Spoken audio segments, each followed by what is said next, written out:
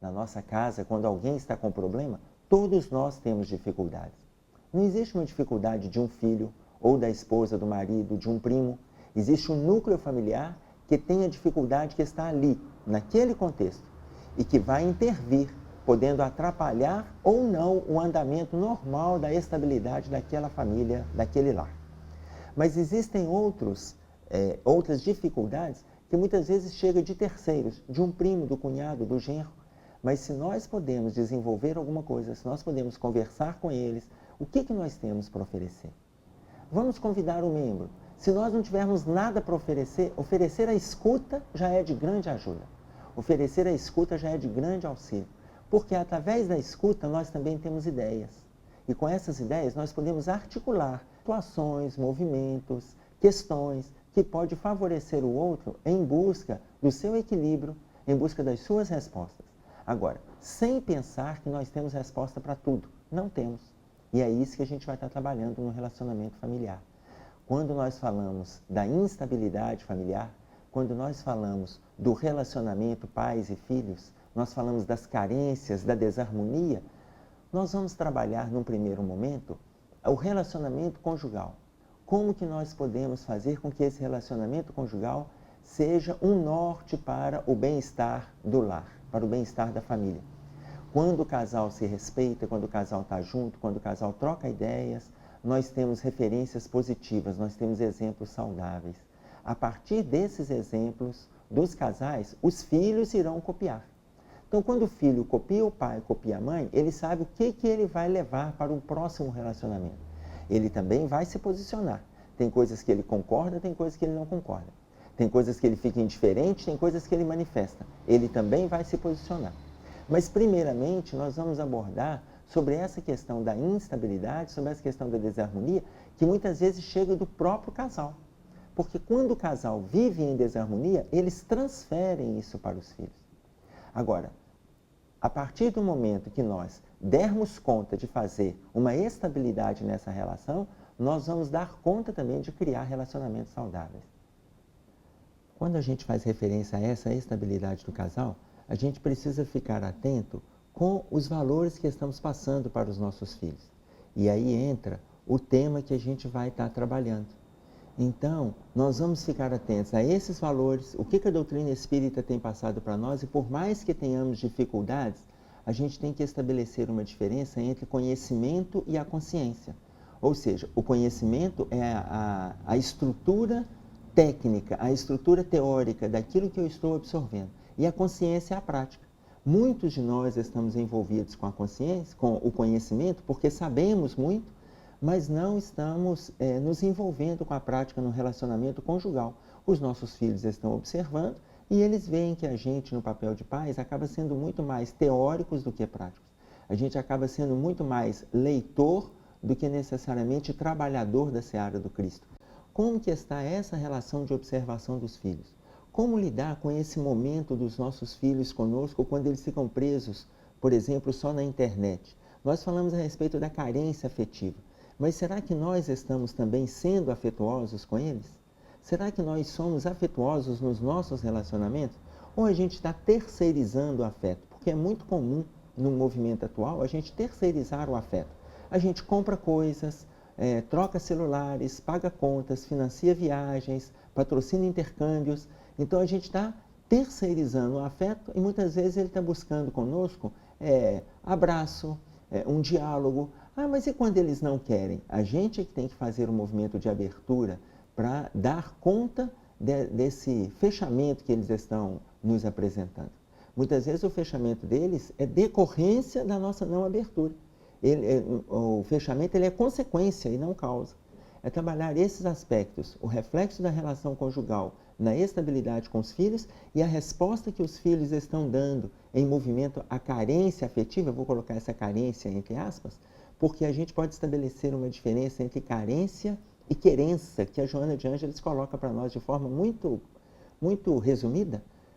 Ela diz que o carente é aquele que não recebe afeto e precisa receber. E o querente é aquele que tem afeto, mas ele quer mais, ele não está satisfeito com o afeto que ele tem. Então, muitos dos nossos filhos, eles podem não receber. Às vezes eles não estão recebendo e precisam receber, e a gente vai terceirizando, a gente vai comprando coisas, enxertando coisas, em vez de nós nos colocarmos à disposição deles. Família é isso aí, é esse movimento de doação o tempo todo, é esse movimento de caridade, mas entendendo que quando a gente faz o bem para o próximo, nós estamos fazendo o bem para nós mesmos. Quando a gente faz o bem para o marido, para a esposa, estamos fazendo o bem para nós. É para os nossos filhos? É para a gente. É uma colocação de Santo Agostinho no Evangelho segundo o Espiritismo, quando ele coloca para nós: façamos o melhor para os nossos familiares, mas ele faz referência aos filhos. Façamos o melhor para os nossos filhos e permaneçamos com a consciência tranquila, independente do produto que esse filho venha dar lá na frente. Ou seja, independente das escolhas deles. Nós vamos fazer o melhor que a gente puder nas nossas relações e vamos fazer com que esse ambiente de família ele seja a base da sociedade estável. Quando nós fazemos referência à família, muitas vezes criticamos políticos, outros lares, instituições sociais, instituições de vínculos empregatícios, indústrias, fábricas, comércio. Mas olha, tudo isso existe em função do nosso bem-estar. Mas se as instituições não são saudáveis, é porque os lares não estão saudáveis. Nós jamais teremos uma sociedade equilibrada com lares em desequilíbrio. Falar a respeito de família é fazer uma observação sobre o nosso estado evolutivo no plano físico. Falar do nosso estado de melhoria no plano terra. Por quê? Porque a partir do momento que nós temos família, que a gente tem uma pessoa do nosso lado, nós primeiro estamos falando da família micro. Tem uma pessoa do seu lado, tem filhos, tem pessoas próximas. Esse grupo, ele tende a nos ajudar no processo de melhora, da mesma forma que a gente contribui também com essas pessoas no processo de melhoria. Agora, no campo macro, ainda que tenha aquela pessoa que fala: ah, mas eu não tenho irmãos, eu moro sozinho, não tenho os pais, eu não sou casado, não tenho filhos, ainda assim, ele tem sempre algo a oferecer. A gente nunca está sozinho nesse plano físico. Agora, quando nós falamos dessa reestruturação da família, nós estamos fazendo uma observação mais profunda do que simplesmente aquilo que acontece dentro, debaixo do nosso teto, dentro da própria casa. Por exemplo, quando fazemos referência à sociedade equilibrada, nós reclamamos muito do país que está em crise. Então vamos entender um pouquinho a respeito disso. Quando a gente fala a respeito da crise, existe crise financeira, crise na educação, crise em saneamento básico, crises sociais. Mas não vamos observar só as crises que estão acontecendo lá em cima, de governantes ou de empresários. Vamos trazer isso para o nosso movimento. Se eu estou vendo a crise lá, existe crise financeira, mas como que eu lido com as finanças dentro da minha casa? Será que dentro da minha casa, no relacionamento afetivo, conjugal, no relacionamento com os filhos, eu sou disciplinado na questão financeira? Porque muitas vezes eu reclamo que não tem disciplina no governo, mas eu também não tenho disciplina no governo que eu estou dando dentro da minha casa. Aí existe crise na educação. Tudo bem, existe uma crise na educação, mas como que é a educação que eu estou passando para os meus filhos dentro de casa? Como que eu me educo nesse movimento de entender aquilo que eu estou lendo e fazer um movimento de transformação, de mudança e ser exemplo para eles? Então, se porventura existe uma crise financeira, existe. Avalie essa crise dentro de casa. Existe uma crise econômica? Existe. Avalie essa crise dentro de casa. Mas olha, a principal crise nossa, e nós vamos durante muito tempo ainda falar a respeito deste tema, ela não é financeira, não é saneamento básico, não é educativo. A nossa principal crise, ela é moral. Porque vamos pegar um exemplo simples, a gente reclama e fala que os políticos mentem. Outro dia eu vi uma pesquisa falando que a classe de trabalhadores mais confiável neste país é o Corpo de Bombeiros, com mais de 95% de aprovação social. Em segundo, os Correios, os funcionários, Correios e Telégrafos. E, em último lugar, os políticos. E aí vieram as justificativas das pessoas. Porque os políticos todos mentem. Eu comecei a avaliar se essas mentiras, elas são dos políticos, elas já são nossas no dia a dia. Muitas vezes a gente mente para a esposa, mente para o marido, mente para os filhos, a gente mente para todo mundo. E depois a gente vai discutir a crise. Por isso é que a nossa crise ela é moral. A gente está com pensamentos negativos, com pensamentos pessimistas, com mentira rodeando todos nós. não conseguimos ser sinceros nas nossas relações, favorecemos os melindres, a gente está sempre criando movimentos de birrinha, de mal-estar, de angústia, e depois a gente fala, porque a crise que está me agredindo, porque aquelas pessoas... Não são as pessoas que nos agridem, não é a crise que nos agride, é a gente que abre espaço para essas situações nos agredirem. Então a gente tem que estar vigilante, porque estamos em meio a esses movimentos sociais, mas não quer dizer que a gente, estando no meio, tem que se envolver com o meio negativo dessas situações. É importante o aprendizado, e aí vem a figura da família. São aprendizados que a gente pode estar discutindo dentro de casa. A importância de sentarmos em grupo, de fazermos o culto no lar, de trocarmos ideia aproveitando o movimento do culto. Sai uma página interessante no nosso culto, então vamos fazer esse movimento.